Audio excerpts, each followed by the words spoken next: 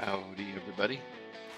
So this is video number 12 of the elevator, and I just noticed that the picture I marked the elevator on is actually the RV-14, not the RV-14A, which I'm building. So I will update that and make sure that I have the right image there so it doesn't confuse anybody.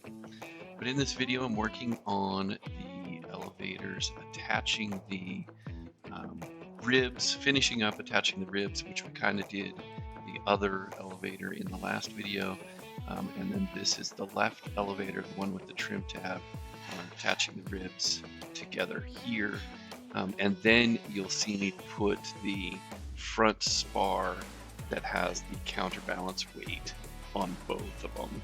That's what's in this video. Let's see, I do have a joke. So after you die, what part of your body is the last to stop working? Your pupils. They dilate. My daughter thought that was hilarious and thought I needed to share it. And so I just freeze frame here on this particular thing so you can kind of see the insides of those ribs. I'm not sure if you could actually see the rivets. I might try to point them out. And then I just attach that front spar,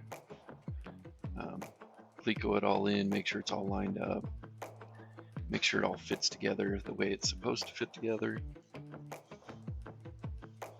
And then I did have all of those holes taped, and I had them taped on the counterbalance as well, and so I had to take all that off. I did have one piece of tape that was underneath when I started doing it, and I was like, oh crap, I gotta get that out of there. So just remember to remove everything in between, just in case. That's pretty much it. Do that. Cleco the other side together, make sure it's all lined up and looking good.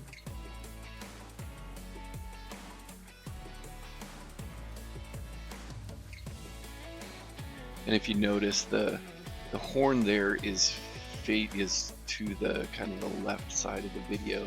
That's the bottom side of the elevator, and so that makes that the left elevator. When you are making it, you know, they kind of come as they're not mirrored images until you actually dimple the skins, and then once you do that, you actually have two sides. So you do have to pay attention to what side you're working on. There, I'm actually attaching that front spar to the ribs. It uses just the pop rivets. So right now I'm just Clecoing it in there, but I will pop rivet that together.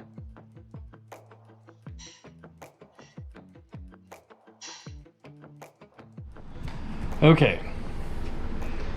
Sometimes you have to really think about stuff and look ahead in the plans to figure it out, because the plans call for me to put 470 rivets in those two holes, but you'll notice I can't get to them here. This is in the way here. I can't get to them there. But remember, in the plans like 15 pages back, it said don't rivet those 3 rivets. So before I put this skin on, or before I attach that skin here, I'm going to peel this back gently so I can get some kind of bucking bar in there so I can buck those 2 rivets. So yeah, follow the plans exactly. You'll notice on this one too, they just said to do the same thing. Did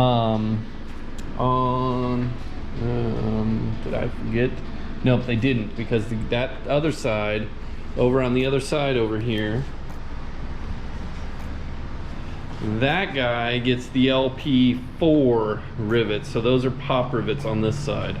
And you'll notice those are already riveted in there, so you wouldn't be able to get in there anyway.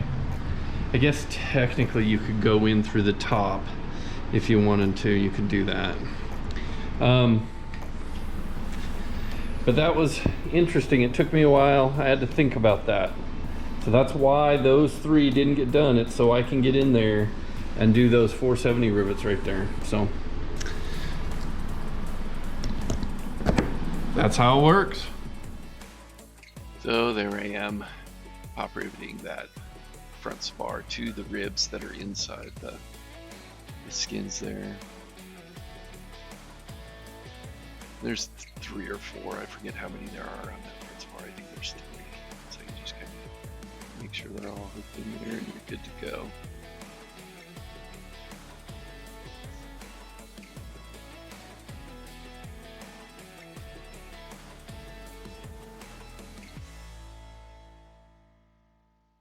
Then this is the bucking that horn. There's a couple of rivets there that you kind of have to buck from the inside of that access panel. So it's a little bit of a tight fit, but it's not too bad. You can fit your figures in there, get them in there, and then buck them pretty easy. And then this is the right elevator doing basically the same thing. You take the tape off, you put it in there, you cleat coat all in, and then attach the front spar to the ribs. So you basically see the same exact thing, just done with the other rib. And you'll notice that the horn is facing down, and so that is the right elevator. And we're attaching, and I skipped a whole bunch of us putting cleats in, so the cleats are in both sides now. Notice the horn is facing up, so that's the bottom part, and now you're looking at the top part of the elevator. So you do have to keep track of those things. Once you've dimpled stuff, there is an order that you have to do it. And then that's just pop riveting the front spar to the elevator ribs. And it is nice to have my dad helping, and Brad helps too. You guys have seen Brad and my dad numerous times. It's nice when they can kind of just, they kind of prepare things as I'm doing them, and then we just kind of move along, and makes it go pretty quick. This is an interesting section. That one piece right there, they say to use a flat on your squeezer. Use a flat, because it's a 470 rivet, so it has a rounded overhead, but there's not enough room to use a rounded over bit in your squeezer. You use a flat one, and I have my thin nose yoke, which was able to get in there, but it was really, really close. And the instructions do talk about that. So I'll show you a picture here real quick. That's the rivets we're talking about, and it says where access is tight, and it is tight. But we do get it. So as always, feel free, leave comments, let me know what you think. Have fun.